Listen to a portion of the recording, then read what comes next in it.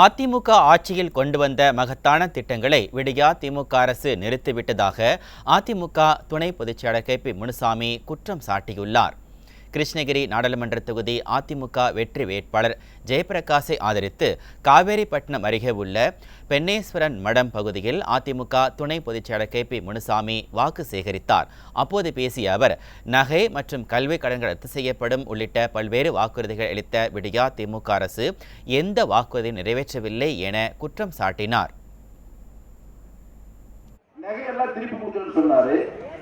அதே மாதிரி 2021 petrol diesel விலையை குறைக்கலன்னு சொன்னாரு, குறைக்கல. மறுபடியும் இந்த தேர்தலில் பெட்ரோல் டீசல் விலை 75 ரூபாய் கொடுத்துன்னு சொல்றாரு. மக்களை ஏமாற்றக்கூடிய தலைவர்கள் தான் அந்த பக்கம் இருக்கிறாங்க. நாங்க அப்படி இல்லை. இந்த தேர்தலில் இப்ப இந்த நடக்கிற தேர்தல், இந்த தேர்தல் சொல்றாரு, நீங்க ஜெயிக்க வச்சீங்கன்னா பெட்ரோல் வந்து 75 ரூபாய் கொடுத்துன்னு சொல்றாரு. எவ்வளவு பெரிய பொய் சொல்றாரு பாருங்க. படிக்கிற புத்தகம் விலை இல்லாத கொடுத்தாங்க, நோட்டு விலை இல்லாத கொடுத்தாங்க. பிளஸ் 2 போனா லேப்டாப் கொடுத்தாங்க. லேப்டாப் வந்து 15,000 ரூபாய்.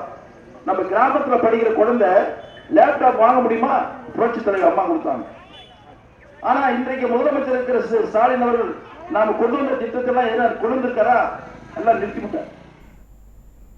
தொடர்ந்து பேசிய அதிமுக துணை பொதுச் செயலாளர் KP முனுசாமி, தமிழகம் முழுவதும் திமுகவினர் பள்ளி கல்லூரிகளில் கஞ்சா விற்பனை ஈடுபடுவதாக கடுமையாக சாடினார்.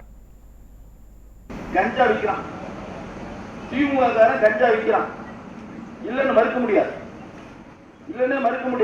ஏன்னா அவங்க தான் சுத்தி சுத்தி சுத்தி வியாபாரம் பண்ணிட்டு இருக்காங்க சொல்லலாம்.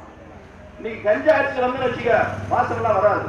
ஆனா அப்படியே அவன் என்ன நினைக்கிறான், ஒருத்தர் அடிக்கணும்னா போய் அடிப்பான், ஒருத்தர் கொலை பண்ணணும்னா ஒருத்தர் கொலை பண்ணுவான்.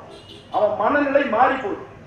அப்படி சுயநிலை இல்லாமல் மனநிலை மாறக்கூடிய வஸ்துக்களை சகஜமாக பள்ளிகளிலும் கல்லூரிகளிலும் இளைஞர்கள் மத்தியிலே பரவவிட்டுக் கொண்டிருக்கின்ற ஆட்சி இந்த ஆட்சி.